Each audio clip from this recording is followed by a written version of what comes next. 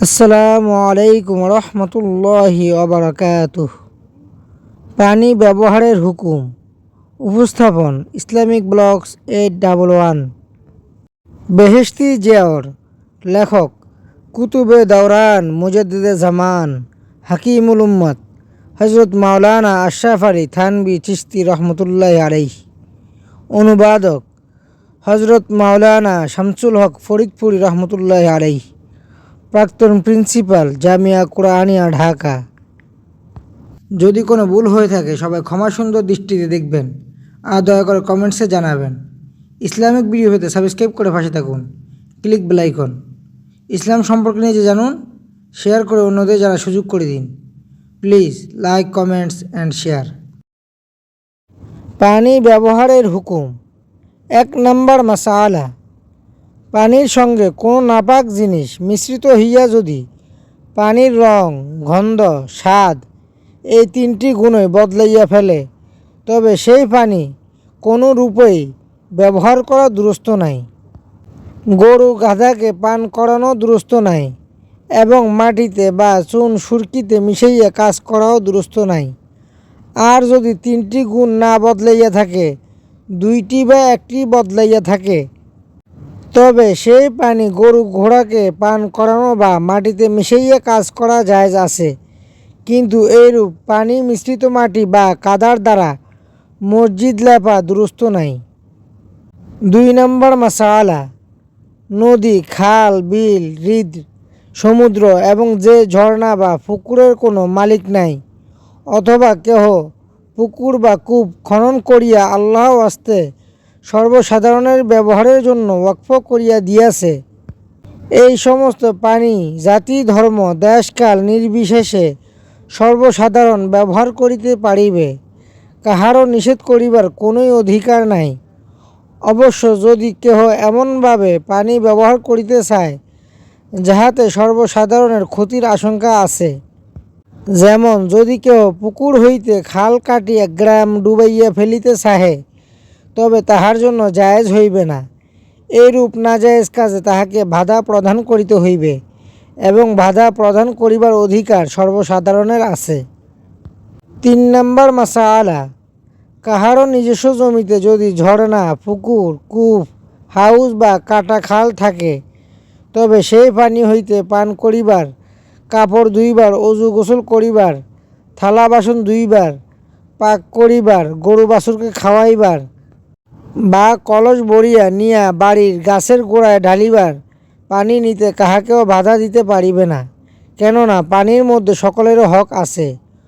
অবশ্য যদি গরু মহিষ এত অধিক পরিমাণে কেহ আনে যে তাহাতে পানি পুড়াইয়া যাইবার বা পুকুর বা কূপের ক্ষতি হইবার আশঙ্কা হয়, তবে বাধা দিতে পারিবে।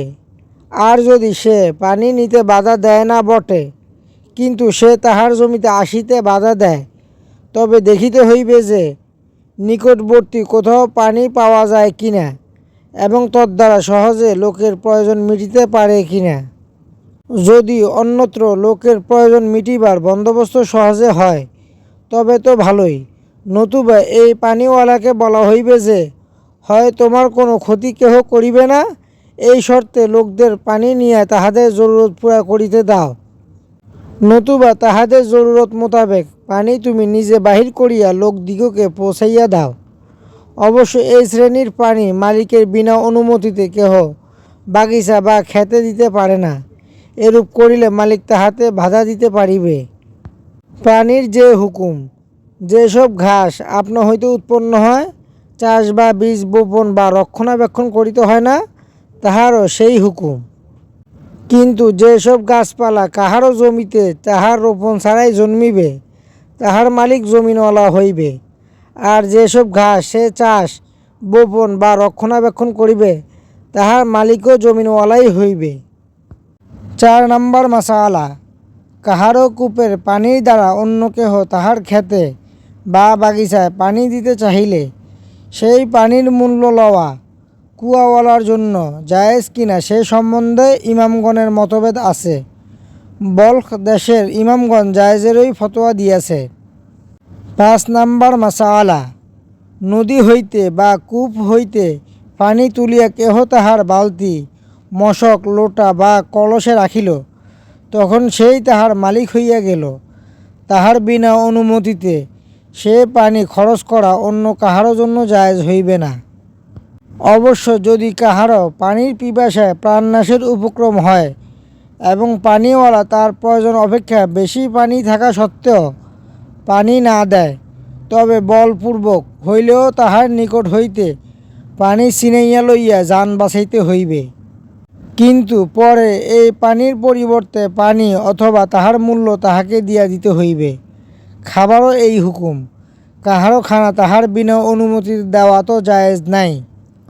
কিন্তু যদি তাহার নিকট তাহার প্রয়োজন অপেক্ষা বেশি থাকে, অথচ অন্য একজন লোক ক্ষুধায় মরিতেছে, তাহা সত্ত্বেও সে খানা দেয় না, তখন বলপূর্বক তাহার নিকট হইতে খানা ছিনাইয়া প্রাণ বাঁচিতে হইবে।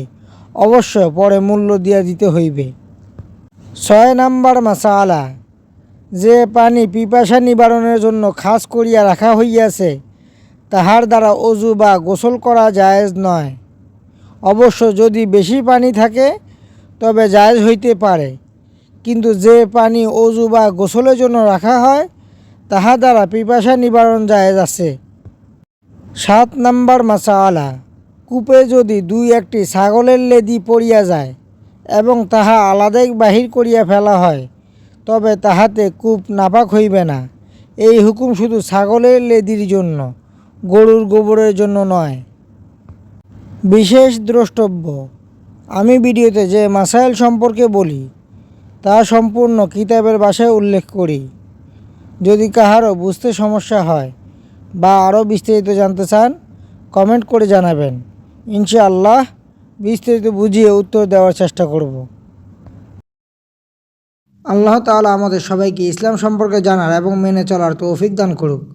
আর রাসূলুল্লাহ সাল্লাল্লাহু আলাইহি ইসলামের উপর বেশি বেশি দুরূদ সালাম পড়ার তৌফিক দান করুক। আমিন। আসসালাতু ওয়াসসালামু আলাইকা ইয়া রাসূলাল্লাহ। আসসালাতু ওয়াসসালামু আলাইকা ইয়া হাবিবাল্লাহ। আসসালাতু ওয়াসসালামু আলাইকা ইয়া নবিয়াল্লাহ। আসসালাতু ওয়াসসালামু আলাইকা ইয়া নূরুল্লাহ। আসসালাতু ওয়াসসালামু আলাইকা ইয়া সাইয়্যিদুল মুরসালিন। আসসালাতু ওয়াসসালামু আলাইকা ইয়া রাহমাতাল লিল আলামিন। আসসালাতু ওয়াসসালামু আলাইকা ইয়া খাতামান নাবিয়্যিন। ভিডিওটি দেখার জন্য ধন্যবাদ। ভিডিও যদি ভালো লাগে অনুরোধ রইল সাবস্ক্রাইব করুন, click bell icon. Please like, comments and share. আজ এখানেই বিদায় নিচ্ছি। ইনশাআল্লাহ দেখা হবে পরের ভিডিওতে। সবাই ভালো থাকবেন। আসসালামু আলাইকুম রহমতুল্লাহি ওয়া বারাকাতুহু। ফি আমানিল্লাহ।